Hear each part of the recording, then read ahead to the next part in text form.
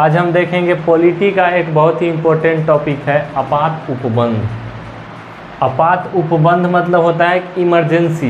Emergency मतलब जब सब कुछ ठीक ठाक चल रहा है, अचानक कुछ हो गया, तब हम कैसे देश को संभालेंगे, तो उस स्थिति को कहते हैं आपात उपबंध। तो आपात जब आता है, इमरजेंसी जब आता है, तो उसको हम कंट्रोल करेंगे कैसे। तो इमरजेंसी भी कई तरह से आ सकता है, जिससे मान लीजिए कभी इमरजेंसी पैसा के दिक्कत हो गया, तो कभी कहीं दंगा हो गया, उसको संभालना हो गया, कहीं कानूनी व्यवस्था विफल हो गया, तो ऐसे हो गया।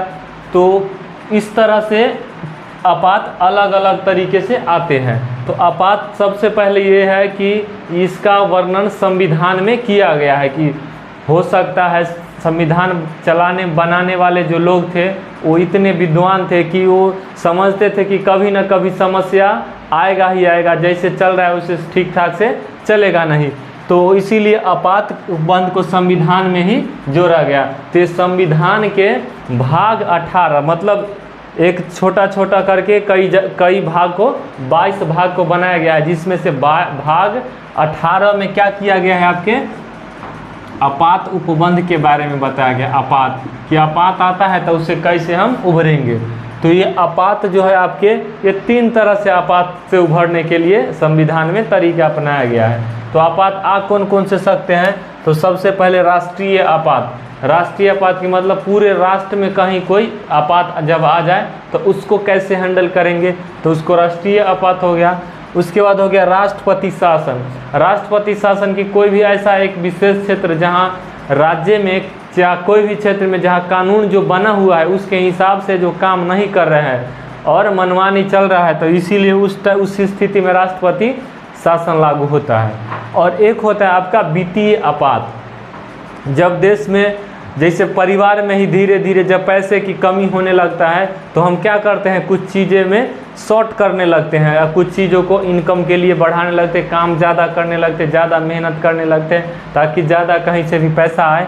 तो उसी प्रकार जब पैसा का कमी होता है देश को चलाने के लिए, तो उस टाइम में वित्तीय आपात लाया जाता है। तो उस स्थिति में ज़्यादा से ज़्यादा पैसा को कलेक्ट किया जाता है और उस स्थिति से उभरा जाता है। तो आपात का आपके भाग 18 में है, अनुच्छेद 52 से लेकर 352 से, अनुच्छेद 352 से 360 तक, अनुच्छेद 352 से 360 तक आपात के बारे में बताया गया है। तो ये आपात होता कैसे है, ये हो गया आपका राष्ट्रीय आपात, मतलब पूरे राष्ट्र में आप कब आपात का लागू कर सकते हैं। तो राष्ट्रीय आपात जब लागू होता है तो उस समय स्थिति होना चाहिए युद्ध का।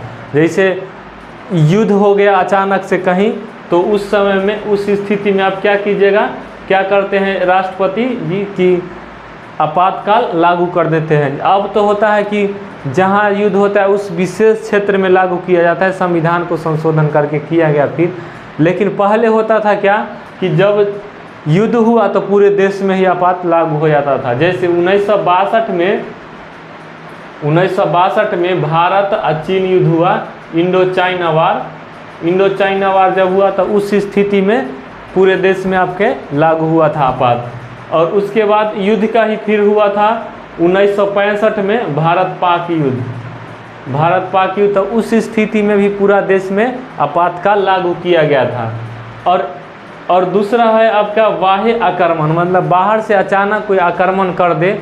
जैसे अभी ही देश का स्थिति ठीक ठाक, मान लीजिए सब कुछ चल रहा है, कोई अदर कंट्री का, जैसे चाइना हो गया बॉर्डर पर बैठा हुआ है, इधर पाकिस्तान बैठा हुआ है, अचानक वो जब हमला कर दे तो उस स्थिति में क्या करेंगे, उस स्थिति में बाह्य आक्रमण के अंतर्गत हुआ और तुरंत उस समय आपके राष्ट्रपति शासन राष्ट्रीय आपात लागू हो जाएगा पूरा देश में।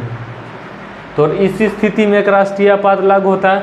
और एक तीसरा है आपका सशस्त्र विद्रोह। सशस्त्र विद्रोह मतलब सशस्त्र, मतलब शस्त्र के साथ विद्रोह, इस शस्त्र के साथ लेकर के विद्रोह। जैसे मान लीजिए कि कोई कानून गलत आया, जैसे कृषि कानून ही था, वो कानून मान लीजिए कि जनता को लग रहा है कि ये कानून ठीक नहीं है, तो उसके प्रति विरोध में उतर गया, चलिए आपका आंदोलन करना, विरोध प्रदर्शन करना, ये सब आपका अधिकार है। लेकिन ये अधिकार आपका नहीं है कि शस्त्र के साथ कीजिएगा, मतलब कि कोई अस्त्र शस्त्र बंदूक लेकर के या किसी भी तरह का ऐसा हथियार लेकर के आंदोलन पर उतर जाए। तो उस स्थिति में राष्ट्रपति क्या करते कि राष्ट्रीय आपात लागू कर देते। तो शस्त्र के साथ जब विद्रोह होगा देश के अंदर ही, तो उस स्थिति में क्या होगा, आपके राष्ट्रीय आपात लागू हो जाएगा।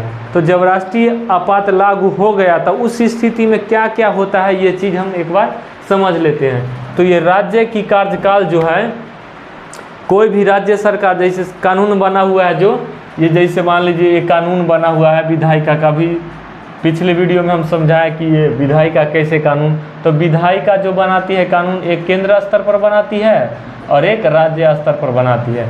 तो राज्य केंद्र अपना काम करने के लिए चलाती है और ये राज्य अपना राज्य को चलाने के लिए कानून बनाती है।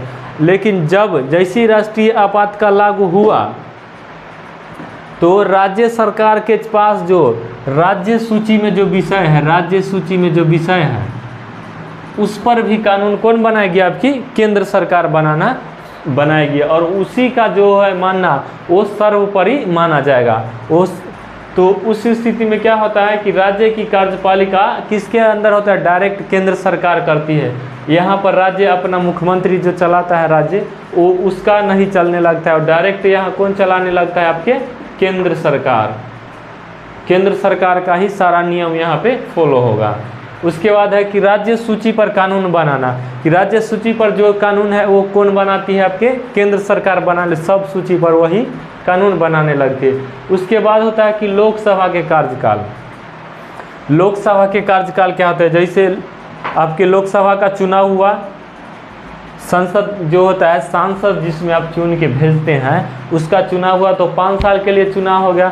अगर उस स्थिति चुनाव का मान लीजिए कार्यकाल खत्म होने वाला है और कहीं देश में राष्ट्रीय आपात लागू हो गया, तो ऐसा तो नहीं है कि मंत्रिमंडल भंग हो जाएगा, तो भंग हो जाएगा तो देश ही डूब जाएगा। तो उस स्थिति में क्या होता है कि लोकसभा का कार्यकाल को बढ़ाया जाता है। लोकसभा के कार्यकाल को क्या कर दिया जाता है, बढ़ाया जाता है और धीरे धीरे 1-1 साल करके आप कार्यकाल को बढ़ाते जा सकते हैं। लेकिन एक बढ़ाते जाइएगा, लेकिन जैसे ही ये राष्ट्रीय आपात खत्म होगा उसके 6 महीना के अंदर क्या है, 6 माह के अंदर तुरंत आपको चुनाव करा ही लेना होगा, अनिवार्य है वो। 6 महीना के अंदर आपको चुनाव करा लेना पड़ेगा। और अगला होता है क्या उसके बाद कि केंद्र व राज्य पर कर जो होता है वो टैक्स लगाने का काम डायरेक्ट केंद्र सरकार करने लगती है। वो राज्य का यहाँ रोल ख़त्म हो जाता है। वो डायरेक्ट जब राष्ट्र का शासन चल रहा है तो वहाँ राज्य क्या करेगा, वहाँ डायरेक्ट राष्ट्र शासन करने लगती है और टैक्स उक्स सभी लगाने का काम वही करती है। इस स्थिति में क्या होता है, मूल अधिकार पर क्या प्रभाव पड़ता है, तो मूल अधिकार को निलंबित किया जाता है। निलंबित मतलब कुछ दिन के लिए रोका जाना, पूर्णतः खत्म नहीं करना, निलंबित करना, कुछ दिन के लिए रोका जाना। जैसे मान लीजिए अनुच्छेद 19 के तहत आपके स्वतंत्रता का अधिकार है। स्वतंत्रता के अधिकार है कि कहीं भी घूम सकते हैं, बोल सकते हैं, संगठन कर सकते हैं, सभा कर सकते हैं, ये सब आपके अनुच्छेद 19 में है। अगर राष्ट्रीय आपातकाल लागू हो गया, कहीं यहाँ मान लीजिए चीन से युद्ध हो गया, तो पूरा सैनिक जा रहा है और रास्ता पर खड़ा होकर आंदोलन करे कि हमको ये हक दो, ये हक दो, तो उस स्थिति में आपका अगर मान लीजिए ये निलंबित नहीं होगा तो आप तो उसके लिए लड़िएगा। तो वहाँ जब ये निलंबित होगा तो कोई कुछ नहीं बुझाएगा, जो आएगा सब थूर देगा, आपको थूर थार के फेंक देगा कि हाँ पहले सबसे पहले हमको क्या ज़रूरी है, राष्ट्र। जब राष्ट्र बच जाए उसके बाद आप अपना अधिकार बचाइए। तो अनुच्छेद 19 जो है में स्वतंत्रता का जो अधिकार है या जो भी 6 अधिकार है सब निलंबित हो जाता है। लेकिन उसी में आपका अनुच्छेद 20 जो है और अनुच्छेद 21, अनुच्छेद 20 कहता है कि दोष सिद्धि का अधिकार। जैसे मान लीजिए कि हमने कोई गलती किया या नहीं किया, अगर कानूनी रूप से हमको ये कहता है कि नहीं इसने गलती किया है, तो हमको ये अधिकार इस आपातकाल के भी स्थिति में रहेगा कि हम गलती नहीं किए, इसको सिद्ध करने के लिए। तो इसको कहता है दोष सिद्धि का अधिकार। दोष सिद्धि का अधिकार। कि आप दोष को अपने सिद्ध करने के लिए उस समय में भी स्वतंत्र है कि हाँ आप अपना दोष को सिद्ध कीजिए कि आप निर्दोष है। तो ये हो गया आपका अनुच्छेद 20। अनुच्छेद 21 में है कि प्राण एवं दैहिक स्वतंत्रता, प्राण एवं दैहिक स्वतंत्रता, कि आपकी प्राण को कोई ले नहीं सकता है, ये अधिकार आपका रहेगा। ये आप किसी भी कानूनी व्यवस्था को विफल नहीं कीजिएगा। जैसे राष्ट्रीय आपातकाल आपका लागू हो गया, आप समझ रहे हैं कि हाँ हमारा देश बचाना जरूरी है, आप अपने घर परिवार में आराम से हैं, तो ऐसा नहीं है कि कोई आपको जान मार देगा आके, नहीं, उस स्थिति में आपके पास प्राण एवं दैहिक का अधिकार है, आपको कोई जान नहीं ले सकता है। हाँ अगर आप मान लीजिए कि यहाँ से आर्मी का रास्ता जा रहा है, आप जा रहे हैं कि हमको स्वतंत्रता का अधिकार है, यहाँ आंदोलन करें, तो उस स्थिति में ये नहीं बुझेगा, इसको उठा के सबको फेंक देगा कि ना यहाँ पर पहले राष्ट्र जरूरी है, राष्ट्र रहेगा तब ना आप रहिएगा जी, नहीं रहेगा राष्ट्र तो आप कहाँ से रहिएगा। तो इसीलिए सबसे पहले क्या जरूरी है कि राष्ट्र को बचाना, तो उस स्थिति में पहले राष्ट्र देखा जाता है, उसके बाद कुछ और देखा जाता है। और अगला हो गया आपका सशस्त्र विद्रोह। सशस्त्र मतलब शस्त्र के साथ विद्रोह। जब सशस्त्र विद्रोह होगा तो ये किसी विशेष क्षेत्र में होगा, इस स्थिति में आपका मौलिक अधिकार रहेगा, लेकिन जिस क्षेत्र में होगा वहाँ पे मौलिक अधिकार ये सब जो निलंबित होता है वो निलंबित ही रहेगा। अब उसके बाद अगला जो आता है वो होता है राष्ट्रपति शासन। दूसरा आपातकाल, अलग अलग तरीके कारण, अलग अलग परिस्थिति में अलग अलग आपात लगाया जाएगा। तो ये एक परिस्थिति है जो राज्य में केंद्र सरकार द्वारा जो कानून बना हुआ है, जैसे कानून जो बना वो केंद्र सरकार भी अपना बनाई और राज्य सरकार भी अपना बनाया कानून, और केंद्र सरकार जो बनाया है कानून वो सभी राज्य में भी लागू होगा, सभी राज्य में भी होगा लागू। लेकिन कोई राज्य केंद्र सरकार द्वारा बनाए गए कानून को नहीं मानते हैं, वो अपना मनमानी कर रहा है, तो उस स्थिति में केंद्र सरकार डायरेक्ट उस पर राष्ट्रपति शासन लागू कर देगा कि राष्ट्रपति शासन लागू कर देगा कि नहीं अब वहाँ राज्य का शासन नहीं चलेगा, वहाँ केंद्र का शासन चलेगा। तो इस स्थिति में क्या होता है कि जब राज्य में संवैधानिक जो संविधान में बना हुआ प्रावधान है केंद्र सरकार के द्वारा या राज्य सरकार को चलाने के लिए जो कानून बना हुआ है वो कानून लागू नहीं करके नेताजी अपना मन से कानून चला रहे हैं, तो उस स्थिति में क्या होगा कि राष्ट्रपति शासन लागू होगा उस स्टेट में। तो जब संवैधानिक विफल हो तो उस स्थिति में क्या होगा, राष्ट्रपति शासन लागू हो जाएगा। तो उसमें क्या होगा कि संघ यानी कि केंद्र, यानी कि क्या होगा केंद्र सरकार के कार्यपालिका जो करने के लिए जैसे चलाने के लिए कहेगा राज्य वैसे राज्य चलेगा, उसका निर्देश का ही अनुपालन होगा। तो इसकी अवधि कितना दिन होती है, ऐसा तो नहीं कि राष्ट्रपति शासन लगा अपना मन है अपना लगाते रहो। कुछ होता है ना कि केंद्र कैबिनेट मंत्री या जो भी मंत्री जी होंगे तो मनमानी भी करेंगे, या केंद्र सरकार में जो मंत्री होंगे वो मनमानी भी करेंगे। तो इसीलिए ये लगाया कि नहीं आप ज़्यादा दिन तक लागू नहीं कर सकते हैं। तो कितना दिन तक, तो 2 महीना तक पहले लागू होगा, तो 2 महीना तक, फिर धीरे धीरे मंजूरी लेकर के अधिकतम से अधिकतम 3 साल तक आप लागू कर सकते हैं। तो सबसे पहले जो लगा था ये आपका राष्ट्रपति शासन आपके पंजाब में लगा था, पंजाब में 1951 में लगा था। राष्ट्रपति शासन सबसे पहले आपके कहाँ लगा था, तो पंजाब में। वहाँ पे क्या हो गया था, तो संविधान में द्वारा जो कानून बना हुआ है उसको ये लोग पंजाब के सरकार पूर्ण सही रूप से लागू नहीं कर रहा था, इसीलिए राष्ट्रपति शासन लागू कर दिया गया। और सबसे लंबा समय तक लगा था जम्मू कश्मीर में, जम्मू कश्मीर 1990 से 1996 तक लगा था, 1990 से 1996 तक। तो राष्ट्रपति शासन सबसे लंबा टाइम तक कहाँ लगा, 2 चीज़ याद रखिएगा। सबसे पहले राष्ट्रपति शासन कहाँ लगा, तो आपके पंजाब में, और सबसे लंबा समय तक कहाँ लगा, तो आपके जम्मू कश्मीर में। दोनों पाकिस्तान से सटा हुआ स्टेट है, ठीक है।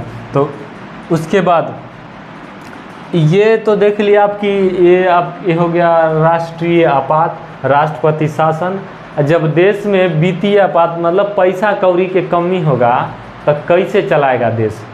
तो पैसा मान लीजिए बहुत कर्ज हो गया देश पर, या कहीं से क्रेडिट खराब हो गया है, तो उसी स्थिति में क्या करेगा कि कि देश से पैसा तो चाहिए भाई, जल्दी जल्दी पैसा आए, इसके लिए तो कुछ नियम कानून बनाएगा ना कि हाली हाली पैसा आवे तो हाई हाई चलाओ सरकार। तो हाई हाई चलाने के लिए क्या करेगा ये, तो ये करेगा कि राष्ट्रपति जी वित्तीय आपात लागू करेगा कि मेरे देशवासियों, हमारे देश में पैसा की कमी हो गया है कि हम वित्तीय आपात ला रहे हैं। तो वित्तीय आपात लागू कर देगा, तो ये किसके अंतर्गत करेगा, अनुच्छेद 1960, सॉरी अनुच्छेद 1960 कहते 360, अनुच्छेद 360 के तहत क्या करेंगे, ये वित्तीय आपात लागू कर देंगे। वित्त मतलब पैसा, आपात मतलब इमरजेंसी, मतलब पैसा के कमी, तो एकरा कहल जाए छै वित्तीय आपात। तो ये हो गया वित्तीय आपात। तो इस स्थिति में देख रहे हैं आप स्पष्ट रूप से कि पैसा की कमी हो गया तो देश क्या क्या करेगा, तो पैसा के पूर्ति करने के लिए ना कुछ भी करेगा। तो इस सबसे पहले ये क्या करेगा, लागू कर देगा। लागू कर दिया तो लागू करने के बाद तो हो सकता है कि मनमानी भी है कि हम मान लीजिए राष्ट्रपति पद पर है, हमारा मन हुआ कि प्रधानमंत्री जी सलाह दे कि देश से जल्दी जल्दी पैसा बटोरना है, लागू करो वित्तीय आपात, तो वित्तीय आपात लागू कर दिए। तो ऐसा नहीं चलेगा बाबू, तो ये 2 महीना के अंतर्गत क्या करना होगा कि संसद की स्वीकृति लेना होगा कि हाँ सब आदमी देख रहे हैं, संसद तो हर स्टेट से आया हुआ है, हर क्षेत्र से आया हुआ है, उन लोग को भी तो लगेगा कि हाँ सही में हमारे देश में पैसा की कमी है। तो उस स्थिति में 2 महीना के अंदर क्या करना होगा, संसद की स्वीकृति लेना होगा। क्या करना होगा, संसद की स्वीकृति लेना होगा। ये अधिकतम कितना दिन, तो 1 ईयर, ये 1 ईयर के लिए आपको लागू कर सकते हैं। तो इसमें क्या होता है, आपको सबसे पहला प्रभाव समझिए, चीज़ों को समझ लीजिएगा तो आसान हो जाएगा पढ़ना।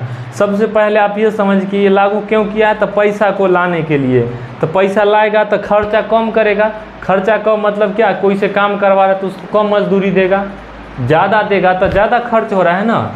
तो लाने के लिए मतलब इकट्ठा करने के लिए कर रहा है, तो सबसे पहले मजदूरी में कमी करेगा। मजदूरी क्या, वेतन, तो वेतन में कमी किसको करेगा, वेतन में कमी, वेतन में कमी करतखिन। तो वेतन में कमी कला करतखिन ताकि वेतन बेसी कम देंगे तो ज़्यादा पैसा अपना पास रहेगा। तो किस वेतन में, तो जो संचित निधि में से जिनको जिनको वेतन मिलता है उन सब के वेतन में क्या करेंगे, कमी कर देंगे, तो पैसा बचेगा। तो जो पैसा, कुछ पैसा बच गया वहाँ, ये हो गया, बच गया इतना। उसके बाद क्या करेंगे कि पैसा तो इनको बहुत चाहिए, तो क्या करेंगे कि फिर जिन पर टैक्स जो देता है, मान लीजिए अभी आप मान लीजिए 10% टैक्स दे रहे हैं, तो सरकार के पास 10% के हिसाब से पैसे आ रही है, 10% के हिसाब से पैसे आ रही है, तो सरकार को तो पैसा की कमी है, तो सरकार क्या करेगा कि टैक्स को बढ़ा के 50% कर देगा कि आपका जितना तनख्वाह है उसका 50% टैक्स दो। क्यों, क्योंकि देश अपने आपात में है डूबा हुआ। तो सबसे पहले ये पैसा लेगा तो टैक्स बढ़ाएगा। तो टैक्स में क्या करेंगे, ये कर में वृद्धि, कर में कथी कर दखिन, वृद्धि कर देलखिन। तब ये वृद्धि करतखिन तो ज़्यादा पैसा आवे लगते, तो ज़्यादा पैसा आने लगेगा, तो ऐसी में क्या होगा कि देश में पैसा धीरे धीरे बहुत हो जाएगा। तो जिसका कर्जा ले हकिन उस सबको कर्जा लेने वाले को दे देंगे। तो उसके बाद जब धीरे धीरे ठीक हो जाएगा तो फिर जाके ये आपात, वित्तीय आपात जो है वो समाप्त कर देंगे। वित्तीय आपात जब पैसा की कमी पूरा हो गया तो आपात किस लिए भाई, अब तो पैसा आ ही गया, तो ये सब तरह से बटोर लेकिन पैसा, करोड़ों अरबों खरबों रुपया, और बाद जेकर बाकी ओकरा सबके दे देथिन, क्रेडिट भी बच गया, देश भी बच गया। उसके बाद अपना देश को फिर धीरे धीरे डेवलप करते रहेंगे। तो उम्मीद करते हैं कि आप समझ गए होंगे। एक बार रिकॉल कर लें, एक शॉर्ट्स में तुरंत याद कर लेते हैं कि क्या कैसे होता है। तो सबसे पहले आपका यह हो गया आपात। आपात मतलब इमरजेंसी।